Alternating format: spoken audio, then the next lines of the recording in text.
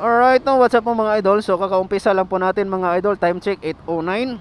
Atong location ato ang starting location mga idol, mao ni siya. Direta sa mga Don Bosco area mga idol, sa muna itong starting area. Then ato ang auto filter mga idol is papuntang city mga idol. Para doon tayo makakuha ng na maraming booking mga idol. Dito na naman sa lugar natin mga idol, no, ito Minglanilla area mga idol. Bihira lang po yung mga booking dito mga idol, pero at least hindi naman talaga masiro mga idol, meron din naman. Pero parang ano lang talaga dito mga idol, parang anong paunahan lang. Sa location na medyo mahina yung booking mga idol, dapat alerto tayo sa mga sa apps natin. Hindi tayo pwedeng mag-open ng ibang klaseng apps para hindi tayo mahuli, no? Kasi ilang seconds na po yun mga idol. Pag yung booking na pumasok sa apps, ilang seconds lang po yun, maunahan ka na sa ibang rider. Kasi hindi lang naman ikaw yung rider na naghintay, marami kayong mga rider na naghintay mga idol. Tapos ilan na yung booking na pumasok, no? So sa mga 10 rider ang magagawan, 10 or 20 rider ang magagawan sa isang booking. Kaya kailangan na alerto tayo, no? Check tayo ng rating sa atin mga idol. Hindi ko alam kung makita ba dito sa camera, no? Subukan natin iha yung light.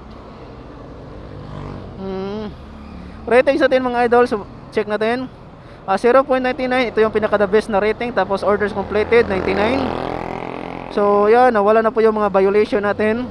So maganda tong rating, magandang rating sa itong mga idol. Tapos may equals tayo na 1857.6. Check natin yung priority service. So yan, priority increase na naman. So yan, all goods naman yung apps natin ngayon. So yung sa atin lang ngayon is maghintay tayo ng booking mga idol. Ito yung location natin. Okay. So yun, no. Basta sa akin lang mga idol is para sa mga bagong rider, mag-ingat talaga kayo sa mga scam mga idol, no. Lahat ng mga pabait online, sige ka, hapit ka. So lahat ng mga pabait online mga idol is mga scam po yun mga idol. Mga palatandaan sa mga scam mga idol, no. Yung client mag-book malapit sa 7-Eleven, tapos manghingi ng messenger kasi may isi-send siya na barcode para sa iyo, kasi may